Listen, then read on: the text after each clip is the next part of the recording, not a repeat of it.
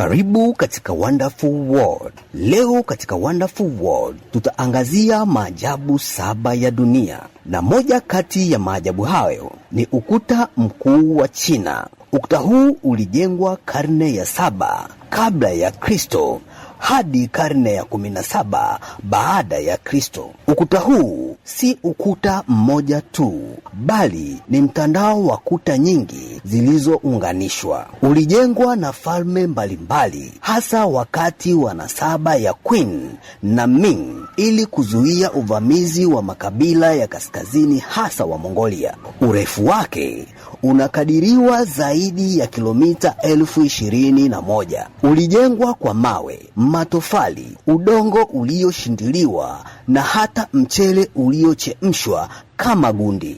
Askari waliishi humo kwenye minara ya ulinzi. Kinachoufanya wa ajabu ni mojawapo ya miradi mikubwa zaidi ya uhandisi katika historia ya binadamu, ikijengwa kwa karne nyingi bila mashine za kisasa.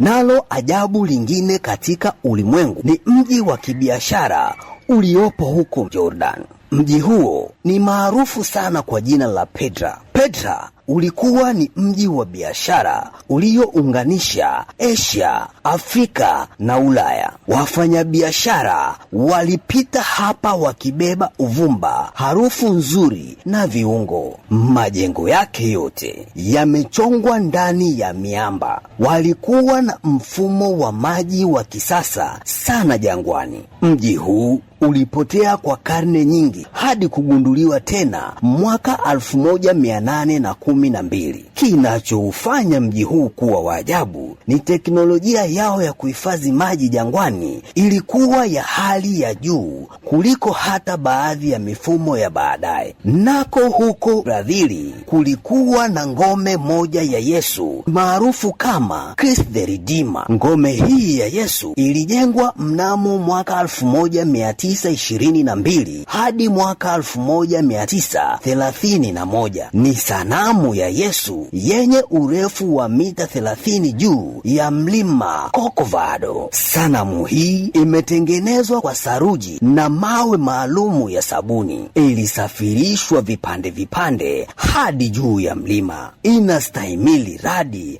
mara nyingi kila mwaka. Kinachoifanya sanamu hii kuwa ya ajabu ni ishara ya amani na imani duniani, na moja ya sanamu zinazotambulika zaidi duniani. Tunaendelea kuangazia maajabu 7 ya dunia. Nalo ajabu lingine ni mji ambao unapatikana huko Peru. Mji huu ni maarufu kama Machu Picchu. Mji huu ulipatikana mnamo karne ya 10. Mji huu uko mita 2430 juu ya usawa wa bahari. Haikugunduliwa na Wahispania wakati wa uvamizi wao, ndiyo maana ulihifadhiwa vizuri. Mawe yameunganishwa bila saruji, yanastahimili matetemeko ya ardhi. Mfumo wa mifereji ya maji bado unafanya kazi hadi leo. Na kinachoufanya mji huu kuwa wa ajabu ni uhandisi wake unavyozidi hata majengo mengi ya kisasa katika uimara. Nako huko Mexico kunapatikana ajabu lingine, ambapo kuna piramidi inayoitwa kwa jina la Chichen Itza. Piramidi hii ilianza kugunduliwa mnamo karne ya 5 hadi karne ya 12. Piramidi yake El Castillo ni kama kalenda ya jiwe, ina ngazi 365, ni kama siku za mwaka mzima. Wakati wa machweo maalum, kivuli hutengeneza umbo la nyoka. Ilitumika pia kwa ibada na sayansi ya nyota. Kinachoifanya piramidi hii kuwa ya ajabu, inaonyesha Wamaya walikuwa na maarifa ya astronomia kabla ya darubini kugunduliwa. Nalo ajabu lingine la dunia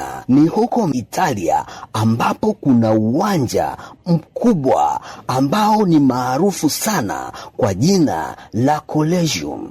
Uwanja huu ulijengwa mnamo mwaka 72 hadi 80 kabla ya Kristo, na walioujenga ni Warumi. Uwanja huu uliweza kuchukua watu 50,000 hadi watu 65,000. Kulikuwa na lifti za chini ya ardhi kwa wanyama. Wakati mwingine walijaza maji kufanya mapigano ya meli. Kulikuwa na kivuli kikubwa cha kitambaa juu kama paa la kuvutwa. Basi kinachoufanya uwanja huu kuwa wa ajabu ni chanzo cha dhana ya viwanja vya michezo vya kisasa. Bado tunazidi kuangazia maajabu 7 ya dunia, na hili ndilo ajabu 7 la dunia. Huko nchini India tunaenda kuangazia Taj Mahal. Ni sehemu iliyojengwa na mfalme Shah Jahan aliyemjengea mke wake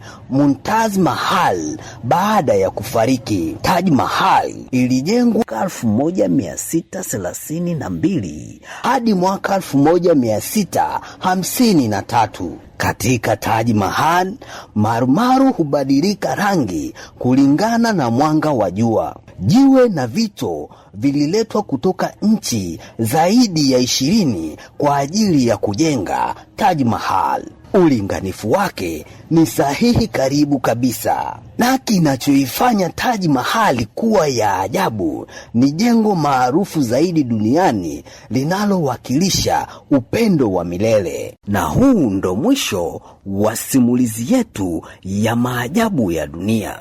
Na kama ndo kwanza unaanza kutazama chaneli hii ya Wonderful World, usiache kusubscribe na kugusa alama ya kengele. Niliyekuletea simulizi hii ni mimi Sandeleki. Asante na kwaheri.